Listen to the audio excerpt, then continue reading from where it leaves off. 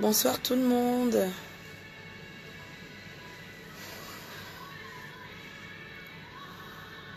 Bonsoir à toutes les personnes qui se connectent maintenant. Bienvenue sur ma page.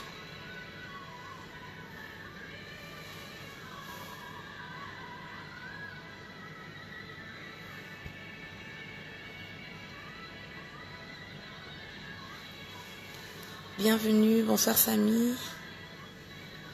Coucou Fadila. Bonsoir Adèle. Bonsoir Yazila. Bonsoir Mo. Bonsoir Kesha.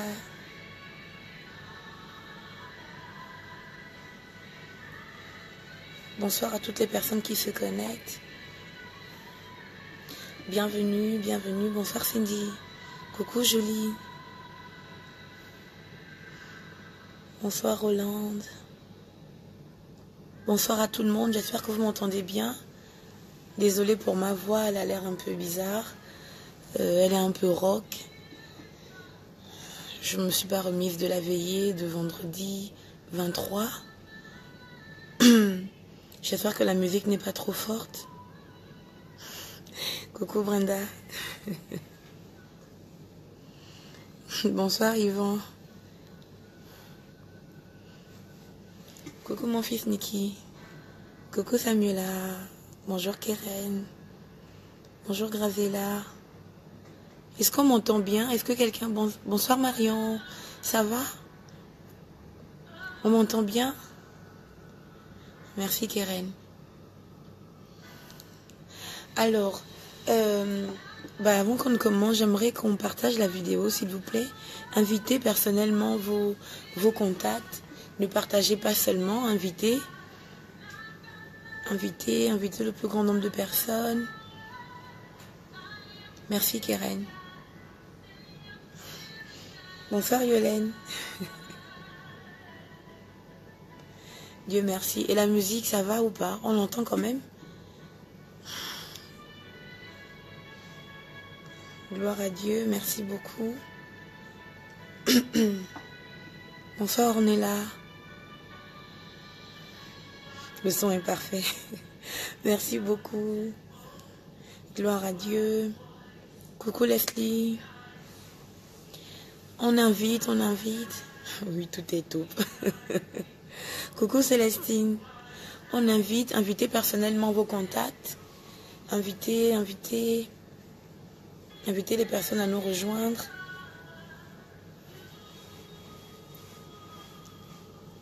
Invitez. On va commencer. Comme d'habitude. Coucou Nina. Coucou Leslie. Comme d'habitude. Bonjour Linda.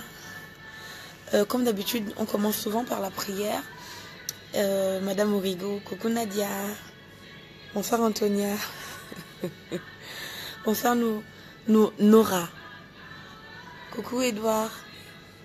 Bonsoir Yann. Alors donc, je commence souvent par la prière. Désolée pour ma voix. Mais avant ça, je voulais rappeler également que la semaine, enfin du moins il y a 2 semaines, j'avais dit que je répondrais encore à 2 questions au plus. Parce que la semaine dernière, il y a 2 semaines, j'ai pas pu répondre à toutes les questions et je ne crois même pas que ce soit possible de répondre à toutes les questions. Avant tout, je vais prier. Bonjour Cassandra. J'attends encore quelques secondes que vous puissiez inviter. Si vous avez invité, marquez fait. Marquez fait ou bien marquez le pouce.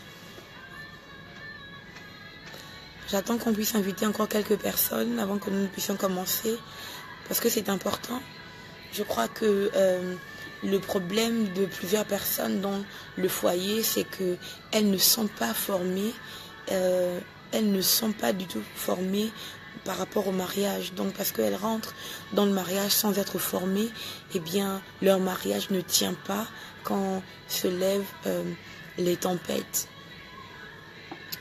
Il y a ça. Et également, quand bien même les gens sont formés, non, on va prier avant.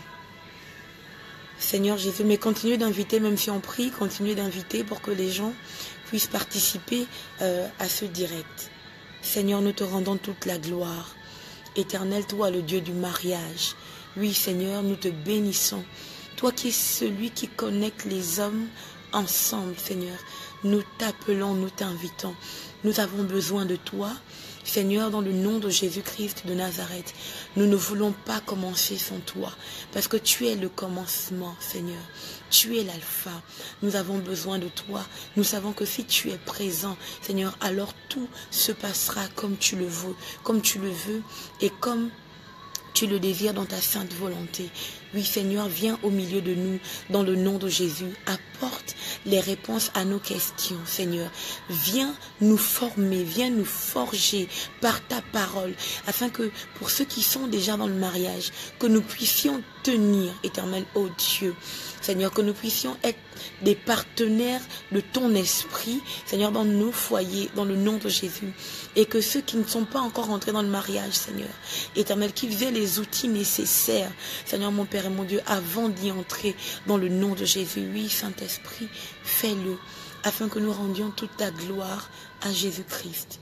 Au nom de Jésus. Amen. Amen. Que tout le monde dise Amen. Que Dieu vous bénisse. Bienvenue. Que le Seigneur soit glorifié. Coucou Cécile. Que Dieu vous bénisse. Alors, donc je disais que quand bien même les gens sont formés par rapport au mariage, ils ne sont pas formés sur les bases de la parole de Dieu. Et vous comprenez bien que cela ne peut pas fonctionner. Pourquoi?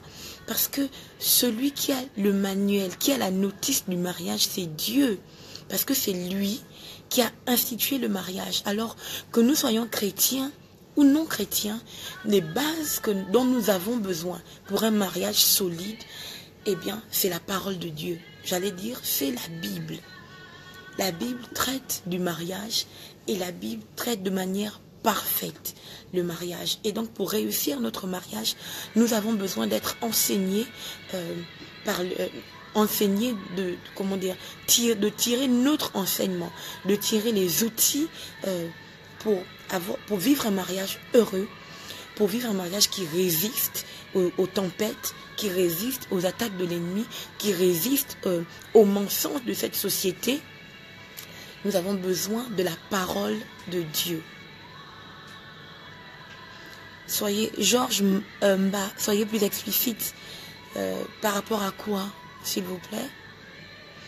Je disais que notre problème dans les foyers aujourd'hui, si nous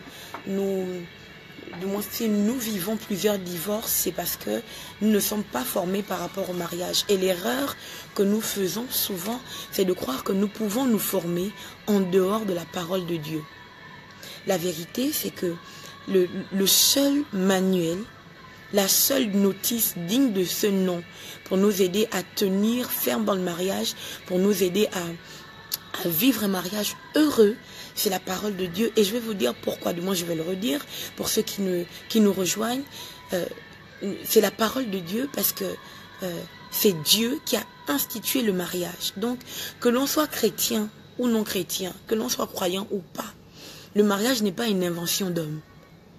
Le mariage n'est pas du tout une invention d'homme. Voilà pourquoi nous devons l'accepter, nous devons réaliser qu'effectivement, c'est la Bible qui répond parfaitement aux questions de mariage.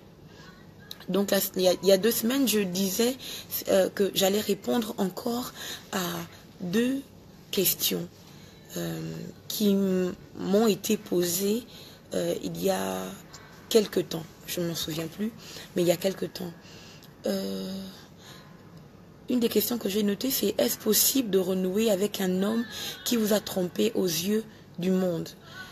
Avant cela, j'aimerais savoir, est-ce que c'était dans le mariage ou pas? Si vous étiez déjà marié et que votre mari vous a trompé aux yeux du monde, même s'il vous a trompé au dos du monde, c'est-à-dire que le monde n'était pas au courant, il vous a quand même trompé. Et ça fait toujours aussi mal. Moi, je crois que la Bible le dit. La Bible a réglé ce cas et c'est Jésus qui parle. Il dit que la raison légale pour laquelle on peut divorcer, c'est pour cause d'adultère. Mais il ne manque pas quand même de préciser que si Moïse a permis aux hommes de divorcer d'avec leurs femmes, c'est à cause de la dureté de leur cœur. Qu'est-ce que j'entends dans ces phrases? Moi, j'entends personnellement que je crois que même quand on a été trompé, il est possible de renouer. Je crois que lorsqu'on aime, on est capable de pardonner même les pires choses. Et c'est ça notre problème, surtout à nous les femmes. Je veux dire, votre mari vous a trompé. Vous l'avez découvert par qu'importe le moyen et vous décidez de partir. Pour ma part, ce n'est pas sage. Pourquoi? Parce que quand bien même il vous a trompé, c'est vrai que c'est un péché, que c'est extrêmement grave, parce que le fait qu'il ait eu des rapports sexuels avec quelqu'un d'autre, c'est comme s'il il brisait en quelque sorte votre alliance, ou bien qu'il introduisait quelqu'un d'autre dans l'alliance que vous avez scellée tous les deux. Mais ce que je crois également, c'est que Dieu nous a donné la capacité, le pouvoir de pardonner. Et moi, je refuse d'encourager les femmes à divorcer sous prétexte que leurs maris ont été infidèles. Pourquoi? Parce que quand ils vous trompent, mesdames, vous portez toujours son nom, c'est vous la femme. C'est-à-dire que quand vous sortez de chez vous, on sait que madame telle, c'est vous. Et l'autre ne restera qu'une maîtresse. Et encore une fois, vous allez peut-être me dire que c'est pas pertinent. Mais encore une fois, je crois que la prière est capable de changer beaucoup de choses. Notre problème, c'est que nous sommes très fortes dans les plaintes, nous nous plaignons énormément, mais nous délaissons complètement la prière. Lorsque nous prions, nous invitons Dieu à se mêler des choses de nous les hommes. Quand nous prions, nous disons à Dieu, tu as le droit légal de rentrer dans ma vie d'humain, de descendre sur la terre pour régler ma situation. Mais notre problème, c'est que nous nous plaignons plus que nous ne prions. C'est une erreur monumentale. Votre mari vous a trompé, c'est possible de pardonner. C'est vraiment possible de pardonner. C'est possible de demander au Saint-Esprit de renouveler votre confiance en votre mari. C'est possible de rester avec un homme qui vous a trompé. C'est possible parce que il ne s'agit pas que de vous, surtout s'il y a des enfants. Ça, c'était pour le cas des gens qui sont mariés.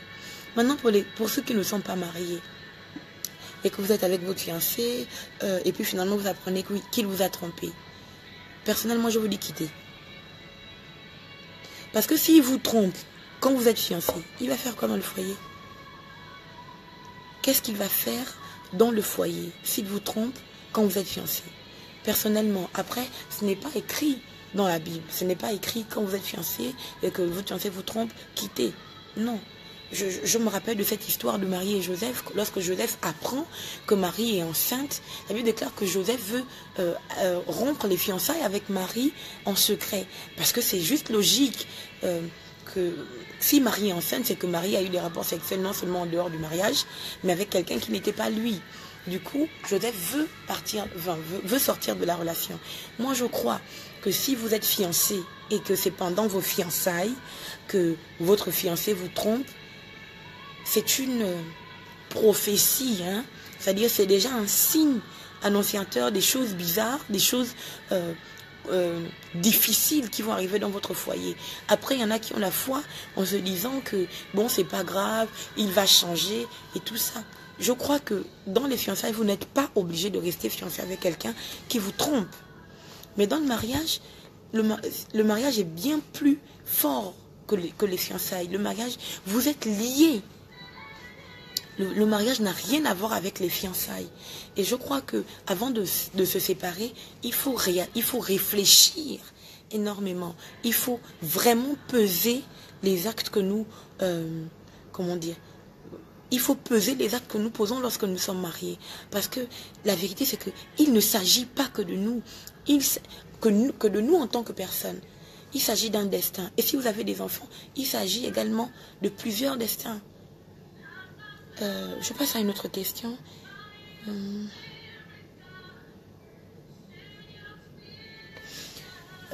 Est-ce qu'un couple chrétien peut utiliser un préservatif?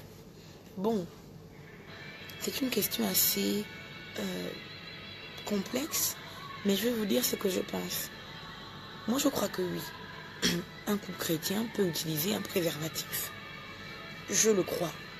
Je pense que, effectivement, si nous savons que nous ne sommes pas prêts à avoir un enfant à cause de plusieurs facteurs, ce n'est pas interdit d'utiliser un préservatif. Bon, il y a des gens qui parlent de cette histoire du frère d'un des enfants de Judas, je crois, ou en tout cas d'un petit enfant de Jacob, qui était marié à la femme de son frère parce que son frère était mort. Et puis, à chaque fois il avait des rapports sexuels avec cette femme qui était devenue la sienne, il venait, bon, il jouissait en dehors d'elle, parce que la Bible déclare que c'est parce qu'il ne voulait pas donner une descendance à son frère. Là, c'est malsain. Vous comprenez? Et cet homme a été frappé. Là, c'est malsain. Vous comprenez? C'est malsain. C'est-à-dire que c'était réfléchi. Je ne veux pas, parce que je ne veux pas que mon frère ait une descendance. Ça, c'est malsain. Maintenant, je suis mariée, je suis avec mon mari, ou je suis avec ma femme, du moins un homme avec sa femme, parce que vous savez, par les temps qui courent, il faut être très clair à ce sujet. Un homme avec sa femme, un couple marié a des rapports sexuels, ils peuvent tout à fait avoir des rapports sexuels avec préservatif. Ce n'est interdit nulle part, ce n'est écrit nulle part que c'est interdit, et il n'y a rien de malsain si on n'est pas prêt à avoir des enfants, parce que de toutes les façons, les rapports sexuels ne sont pas faits que pour avoir des enfants. C'est aussi pour prendre du plaisir avec son partenaire, avec son conjoint ou sa conjointe. Donc pour ma part, effectivement oui, on peut avoir des rapports sexuels avec préservatif.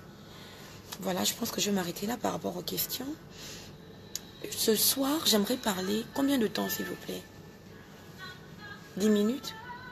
Merci. Alors, ce soir, j'aimerais parler de ce que...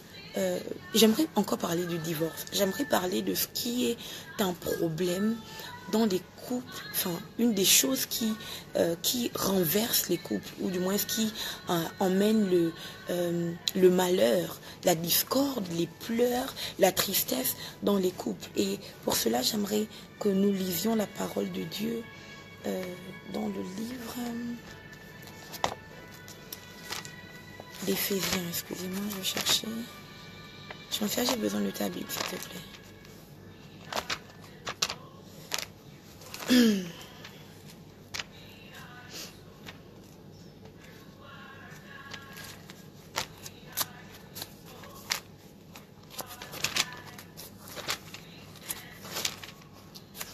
Jean-Pierre, tu peux venir, s'il te plaît?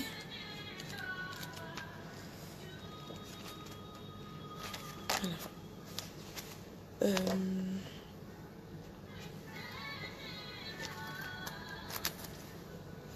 Que tu peux chercher dans le livre d'Éphésiens. Tu peux chercher ta Bible online, s'il te plaît? Merci.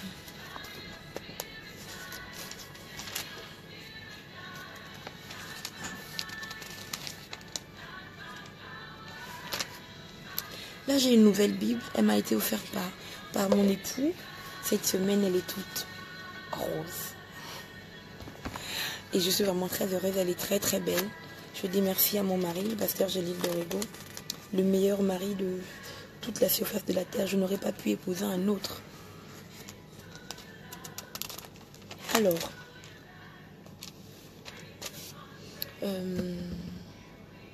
femmes, soyez soumises.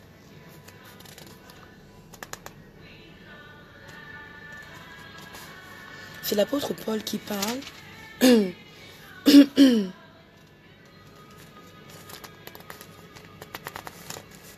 Femmes, soyez soumises. Il demande aux femmes d'être soumises à leur mari. C'est bon?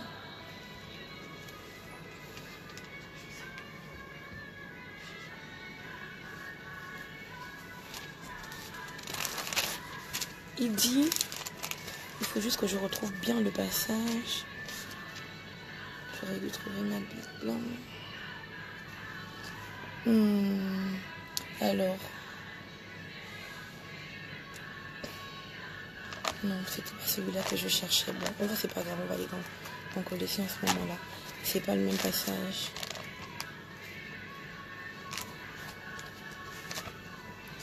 L'apôtre Paul parle et il demande aux femmes d'être soumises. Éphésiens 5, 22. Voilà. Il demande aux femmes d'être soumises à leur mari et aux maris d'aimer leurs femmes. J'aimerais qu'on parle de ça aujourd'hui. Que chacun sache exactement ce à quoi il est appelé dans le foyer.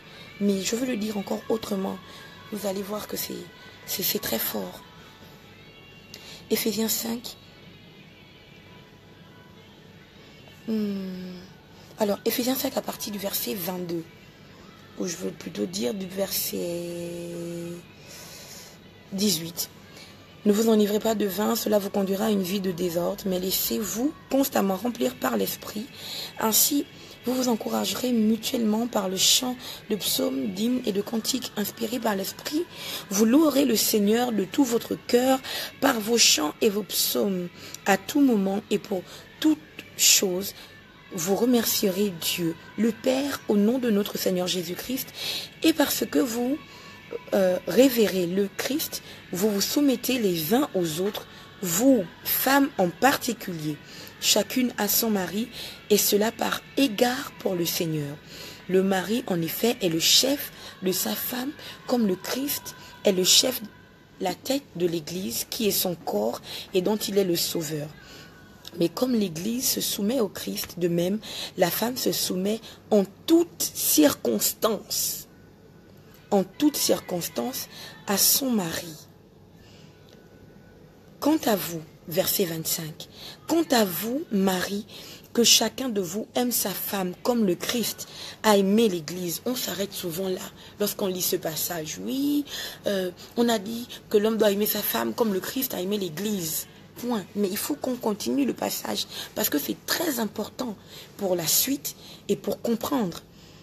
Donc on dit, quant à vous, mari, que chacun de vous aime sa femme comme le Christ a aimé l'Église. 2 points. Donc il explique. Il explique ce que ça veut dire d'aimer sa femme comme Jésus a aimé l'Église. Et je crois qu'on va rester là peut-être pendant plusieurs semaines.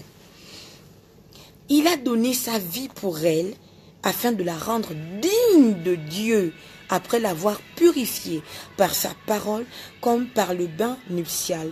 Il a ainsi, j'aimerais avoir la version Summer s'il vous plaît, alors la version Louis II, il a ainsi voulu se présenter, cette église à lui-même, rayonnante de bonté, sans tache, ni ride, ni aucun défaut, mais digne de Dieu et irréprochable. C'est bon? Il faut que je lise dans la version seconde pour que les gens comprennent bien ce que j'ai envie de dire. Femmes, soyez soumises à vos maris comme au Seigneur, car le mari est le chef de la femme, comme Christ est le chef de l'Église, qui est son corps et dont il est le sauveur. C'est bien, et dont il est le sauveur. Or, de même que l'Église est soumise à Christ, les femmes aussi doivent l'être à leur mari en toutes choses. Marie, aimez vos femmes comme Christ a aimé l'Église et s'est livré lui-même pour elle, afin de la sanctifier par la parole, après l'avoir purifiée par le baptême d'eau, afin de faire paraître devant lui cette Église glorieuse, sans tache, ni ride, ni rien de semblable, mais sainte et irrépréhensible. Alléluia. Est-ce que nous pouvons dire Amen à la parole de Dieu? Est-ce que nous pouvons taper Amen? Parce que la parole de Dieu est magnifique. C'est le plus beau livre. C'est les plus beaux écrits qui puissent exister. La Bible explique ici, l'apôtre Paul parle et il dit, femmes, soyez soumises. Ensuite, il parle au mari, mari, aimez vos femmes comme Christ a aimé l'Église. Et il explique c'est quoi aimer, comment Christ a aimé l'Église. Ça veut dire quoi? Dans cette version que je viens de lire, la Bible dit femmes, soyez soumises en toutes circonstances. Notre problème, mesdames, c'est que nous choisissons quand nous devons être soumises à nos maris. Amen. Est-ce que c'est vrai? Si tu sais que c'est vrai, écris que c'est vrai. Pour celles qui sont mariées, même celles qui ne sont pas encore mariées, parce que vous vous connaissez. Nous choisissons Quand est-ce qu'il faut être soumise à nos maris? S'il a été gentil, je suis soumise. Si je suis de bonne humeur, je suis soumise. Si il a fait ce que je lui ai demandé de faire, je suis soumise. Si je me sens belle aujourd'hui, je me sens en forme aujourd'hui, je suis soumise. Ça, c'est le péché. Et je vous explique pourquoi. La Bible déclare que nous devons être soumises à notre mari en toutes circonstances. Et il y a un problème dans les foyers qui montre clairement que nous n'avons pas compris la parole de Dieu et que nous sommes insoumises. Par exemple, lors de l'acte sexuel, les femmes, c'est à ce moment-là que, du moins toute la journée, elles ont fait le ménage, elles sont allées au travail, elles se sont occupées de leurs enfants. Et quand vient le soir où leur mari veut avoir une relation intime avec elles, là, soudainement, elles ont mal à la tête. Elles ont mal à la tête, elles ont le vertige, elles sentent qu'elles ont la fièvre. Tous les maux du monde arrivent justement à ce moment-là. Moi, il y a des gens qui me disent, oh maman, mais en même temps, on peut aussi être fatigué. Oui, c'est vrai, on peut aussi être fatigué. Mais la soumission nous dit que lorsque nous sommes, en fait, la Bible nous dit que si nous sommes soumis à nos maris, c'est en toutes circonstances. Même quand je suis fatiguée, je ne me soumets pas seulement pour lui faire à manger, pour m'occuper de la maison et de ses vêtements. Non, je me soumets aussi quand il a besoin de moi sexuellement. Même si je suis fatiguée. Maintenant, il y a aussi une façon de dire à son mari que nous sommes fatigués, ou bien que là, on n'est pas trop à l'aise. Et puis, mesdames, en fait, on ne satisfait pas son mari sexuellement quand on est à l'aise, quand on se sent bien. Amen. La Bible a réglé ce cas. Ne vous privez pas l'un de l'autre, si ce n'est d'un commun accord. C'est-à-dire que vous êtes entendus, vous êtes d'accord, ton mari est d'accord pour qu'il n'y ait aucune relation intime entre vous parce que tu veux vaquer au jeûne et à la prière. Mais s'il n'est pas d'accord, même si tu jeûnes, c'est-à-dire que Dieu lui-même, il va venir, Dieu descendra et te dire, stop le jeûne tout de suite et va retrouver ton époux. Amen. Dieu n'est pas un Dieu de désordre. Amen. Donc, même si on est fatigué, je vois des gens qui écrivent maman en pleurant, que le Seigneur nous fortifie. Même si vous êtes fatigué, vous devez être soumise en toutes circonstances. Si votre homme a besoin de vous, dans le cas de votre intimité de couple, vous devez vous soumettre. Vous devez le faire. Et s'il vous plaît, pas en rechignant, pas en chipant, pas en pensant mal dans son cœur. Vous devez le faire avec amour. Vous devez le faire vraiment avec amour, avec entrain, parce que c'est votre mari et la Bible a réglé ce cas. Votre corps n'est plus à vous, votre corps appartient à votre mari. Mesdames, je vous le dis parce que c'est comme ça que les païennes vous arrachent vos maris. Parce qu'elles font ce que vous avez refusé de manière délibérée de faire. Vous devez vous donner à vos maris. Et c'est la même chose pour les hommes, parce que la Bible déclare, ne vous privez pas l'un de l'autre. Donc, messieurs, c'est vrai que c'est vous les chefs, d'accord. Mais si votre femme a besoin de vous dans l'intimité du couple, s'il vous plaît, faites-le. Parce que vous êtes la seule personne qui puisse répondre à ce besoin. Mesdames, vous êtes la seule personne qui puisse répondre à ce besoin. Si vous ne répondez pas à ce besoin, quelqu'un du dehors viendra répondre à ce besoin. Et ce sera bien trop tard. Alors donc la Bible déclare, l'apôtre Paul dit que nous devons être soumis à nos maris en toutes circonstances. Est-ce que c'est écrit, soyez soumis si votre mari est gentil, s'il n'est pas violent, s'il est respectueux? Non. Et c'est même encore plus grave. Il dit d'être soumise comme au Seigneur. Comme au Seigneur veut dire comme au Seigneur. Il n'y a pas d'interprétation spirituelle. Les interprétations que l'on fait souvent, disant non, il voulait dire ça, il essayait de... Non.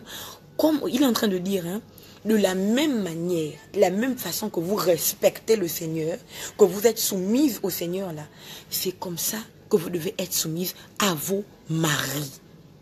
Alléluia. Donc, mesdames, comment vous manquez de respect à votre mari? Vous lui criez dessus. Vous lui dites tout ce que vous voulez lui dire. Et puis, les minutes qui suivent, vous arrivez au culte. Vous levez les mains. Vous pleurez devant le Seigneur. Oh Jésus, tu es mon maître. Je t'aime et je t'adore. Jésus lui-même, il tourne la tête.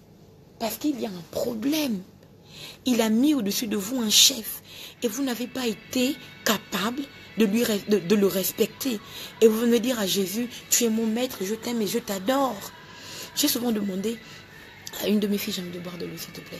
J'ai souvent demandé à une de mes filles, enfin à certaines de mes filles, est-ce que dans votre lieu de travail, quand votre patron vous rabroue ou bien si vous parle durement, est-ce que vous vous énervez? Est-ce que vous le rabrouez? Ah non, non, tu ne me parles pas comme ça. Hein. Vous le faites? Est-ce que vous le faites à vos patrons? Celles qui font ça à leur patron, qu'elles écrivent, oui, je le fais, oui, je le fais. Et celles qui ne le font pas, qu'elles écrivent, non. Non, vous ne le faites pas, mesdames. Personne ne se lève devant son patron parce que son patron l'a énervé. Et puis, elle claque la porte, elle s'énerve, elle lui manque de respect, elle parle mal. Non, parce que c'est votre patron. Mais je viens vous dire que votre mari est plus grand que votre patron. Votre mari est la personne que vous devez respecter après Dieu. C'est la personne que vous devez respecter après Dieu. Vous comprenez donc que vous ne pouvez pas respecter votre patron qui n'a reçu aucun mandat par rapport à votre destinée et manquer de respect à votre mari. Là, je parlais des femmes. Je reviendrai dessus parce que aujourd'hui, j'ai vraiment envie de toucher un peu les maris. Il dit, et Marie, aimez vos femmes comme Christ a aimé l'Église et s'est livré lui-même pour elle, afin de la sanctifier par la parole. Arrêtons-nous là. Ce que je viens de lire ici, il dit, quant à vous Marie, que chacun de vous aime sa femme comme le Christ a aimé l'Église. 2 points. Il a donné sa vie pour elle, afin de la rendre digne de Dieu, après l'avoir purifiée par sa parole. Afin de la rendre digne de Dieu. Ou bien, c'est écrit ici, afin de la sanctifier par sa parole. Qu'est-ce que j'entends ici par le fait que les maris doivent aimer leurs femmes? Aimer vos femmes ne veut pas dire tout simplement de lui acheter des vêtements ou de lui offrir un toit. Comme certains qui disent, c'est bon, voilà, je t'ai épousé, tu vis dans ma maison, c'est bon. Non, ce n'est pas suffisant. Ce n'est pas suffisant que de lui acheter des vêtements. Ce n'est pas suffisant que de lui acheter le dernier téléphone qui puisse exister, la plus belle voiture qui puisse exister. Ce n'est pas suffisant. La Bible dit, afin de la sanctifier par la parole, pour qu'elle se présente digne devant Dieu. Messieurs, si vous achetez à vos maris, à vos femmes, les meilleurs téléphones qui puissent exister, les meilleurs vêtements qui puissent exister, les meilleures voitures qui puissent exister, et que derrière ça, vous la rendez impure par vos paroles, vous la déshonorez par vos paroles, vous la rabrouez, vous la rabaissez par vos paroles, vous êtes en échec, vous avez échoué, vous n'êtes pas dans la volonté de Dieu. Il y a des maris qui disent, tu peux m'apporter quoi? Toi tu es même qui? Voici les phrases, voici les paroles qu'un homme qui est censé sanctifier sa femme par la parole. Et ici on va dire c'est la parole de Dieu. C'est vrai, parce que c'est cette parole que nous devons libérer par notre bouche. C'est la vérité. Mais tout ce que nous disons, on est d'accord, on n'est pas forcément écrit dans la parole de Dieu. Dire à sa femme que tu es belle. Dire à sa femme, chérie, tu es très intelligente. Chérie, tu vas y arriver. Chérie, il n'y a rien qui puisse te résister. Chérie, dire ça à sa femme la sanctifie. Ça la sanctifie des blessures du passé. Ça la sanctifie des échecs du passé, de ce qu'elle a vécu dans le passé, qui a fait qu'aujourd'hui, elle ne se considère plus comme étant quelqu'un de digne, comme étant quelqu'un de capable de faire certaines choses. Vous devez sanctifier vos femmes par la parole. Mais je vais, toucher avec ce passage un autre volet. On dit que vous devez sanctifier, donc la mettre à part. Sanctifier, ça veut dire mettre à part. Sanctifier parle de la mise à part. Vous devez la mettre à part. Cependant, il y a des hommes, et il y a aussi même des femmes, mais je vais m'adresser aux hommes, il y a des hommes qui disent des paroles, des phrases que seules leurs femmes doivent entendre à d'autres femmes. Ça, c'est le péché. Vous ne pouvez pas, que ce soit les hommes ou les femmes, vous ne pouvez pas dire, il y a certaines phrases, il y a certaines paroles qui sont réservées uniquement à votre mari ou à votre femme. Il y a des mots qu'on ne peut pas dire à quelqu'un qui n'est pas notre mari. Il y a même des attitudes qu'on ne peut pas avoir avec quelqu'un qui n'est pas notre mari. Dire au mari de l'autre, tu es mon tout, excusez-moi, si lui, il est votre tout, votre mari est quoi pour vous? Vous devez faire très attention avec ça. Pourquoi? Parce que c'est par des petites phrases comme ça, c'est par des petites choses comme ça que le diable rentre dans vos foyers et qu'il renverse vos foyers. Vous ne pouvez pas dire au mari d'autrui qu'il est votre tout. Vous ne pouvez pas dire à la femme d'autrui, j'ai besoin de toi. C'est grave. C'est très grave. J'ai besoin de toi. J'ai tellement besoin de toi. Moi, j'ai géré des situations où je me suis dit, mais si tu dis ça à cette femme, finalement, tu vas dire quoi à ta femme? Quand tu es là, je me sens revivre. C'est des choses que vous ne pouvez jamais dire à quelqu'un qui n'est pas votre mari ou à quelqu'un qui n'est pas votre femme. Parce que vous devez la sanctifier. Ça veut dire que vous devez la mettre à part. Il y a des gestes que vous ne pouvez avoir qu'avec votre femme. Il y a des paroles, des mots, des échanges que vous ne pouvez avoir qu'avec votre femme. C'est-à-dire que si ce que vous faites avec votre femme, vous le faites avec quelqu'un d'autre, vous n'êtes pas dans la volonté de Dieu. Et vous travaillez en partenariat avec l'ennemi pour renverser vos foyers, pour renverser votre mariage. Et mesdames et messieurs les fiancés, si vous le faites aussi pendant vos fiançailles, arrêtez là tout de suite. Stoppez là, vraiment ne continuez pas. Il y a un problème qu'il faut régler. Alléluia, on me fait signe là-bas pour me dire que là, c'est fini, c'est fini. Eh bien, écoutez, je vais devoir m'arrêter là. Mais retenez que quand on aime Marie, quand on aime comme Christ a aimé l'Église, il y a une chose qu'il a faite. Il s'est donné pour elle. Et je reparlerai de ça la prochaine fois. Mais j'avais envie de toucher le point, le fait qu'il a sanctifié par la parole. Valorisez votre femme. C'est la parole de Dieu qui fait que l'Église aujourd'hui est ce qu'elle est. Amen. C'est parce que dans la parole de Dieu, c'est écrit que je suis une belle créature, que je peux me regarder comme quelqu'un de beau. J'ai pour habitude de dire hashtag je suis parfaite. En effet, hashtag je suis vraiment parfaite. C'est grâce à la parole de Dieu que nous sommes rendus parfaits. C'est grâce à la parole de Dieu que nous sommes ce que nous sommes aujourd'hui. Donc vous devez sanctifier votre conjoint, vous devez sanctifier votre épouse, votre époux. Vous devez valoriser cette personne que vous avez aimée, cette personne à qui vous avez lié votre destin, à qui vous avez lié votre vie. Vous devez sanctifier cette personne, la valoriser, dire combien elle est importante pour vous, dire combien vous l'aimez, dire combien c'est agréable de vivre auprès d'elle. Vous devez le faire.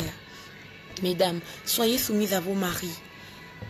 En toutes circonstances, comme dit la parole de Dieu, pas quand il est gentil, pas quand quand il vous offre des cadeaux, quand il vous fait des cadeaux, pas quand il vous prend dans vos bras. Il y a des gens qui se disent des beaux mots, du moins qui se parlent avec tendresse seulement au moment intime. Ce n'est pas normal.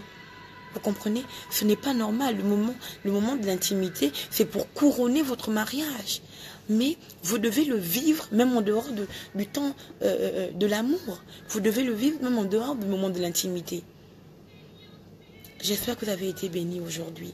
La prochaine fois, je reviendrai sur ce passage. Il y a beaucoup de choses à dire dedans. Il y a vraiment beaucoup de choses. Priez pour que tout se passe bien, pour qu'on se retrouve dans 2 semaines. Je vais prier. Seigneur notre Dieu, nous te bénissons pour ta parole. Nous te rendons toute la gloire pour ce que tu fais. pour ce que tu es. Seigneur, tout n'est que grâce. Merci pour la grâce dans laquelle tu nous fais entrer, Seigneur mon Dieu, depuis un moment. Nous voulons apprendre à propos du mariage. Nous voulons, Seigneur, nous soumettre à ta parole pour que nos mariages fonctionnent, pour que nos mariages, Seigneur, glorifient le nom de celui qui a institué le mariage. C'est pourquoi je prie, Seigneur, oh Dieu, que ta parole qui est esprit et vie se mette en mouvement, Seigneur, afin de restaurer les couples, Seigneur mon Dieu, afin de changer nos mentalités. Oh Dieu, viens maintenant transformer notre façon de voir les choses, notre façon d'appréhender le mariage, Seigneur. Que chacun reste à sa place, que chacun prenne son rôle au sérieux, Seigneur, dans le nom de Jésus, afin que notre mariage, afin que nos mariages portent du fruit dans le nom puissant de Jésus. Que la soumission soit accordée, Seigneur mon Père et mon Dieu, aux femmes, Seigneur, qu'elles acceptent cette portion des Écritures dans le nom de Jésus, et que les maris, Seigneur, aiment en sanctifiant leurs femmes par la parole, dans le nom de Jésus-Christ de Nazareth, ô Dieu, que toute parole malveillante, que toute parole, Seigneur mon Dieu, qui apporte la colère, la frustration, les blessures, Seigneur mon Dieu, soit lavé du milieu des couples, dans le nom de Jésus-Christ de Nazareth. Oui, je crois, éternel mon Dieu, que c'est possible de vivre un mariage heureux en toi. Je crois que c'est possible, oh Dieu, de vaincre le divorce, Seigneur. C'est pourquoi je te rends grâce ce soir et je te fais confiance pour toutes les personnes qui me suivent, pour toutes celles qui sont déjà entrées dans le mariage et pour toutes celles qui vont entrer dans le mariage. Oui, Seigneur, tu tiens toutes choses dans ta main puissante. Au nom de Jésus. Amen. Que Dieu vous bénisse et à dans 2 semaines. Que Dieu vous bénisse. Oui, on peut dire Amen. Je vous dis à dans 2 semaines. Nous allons continuer sur ce passage. Je suis disponible pour vos questions inbox. Voilà. Que Dieu vous bénisse. Au revoir.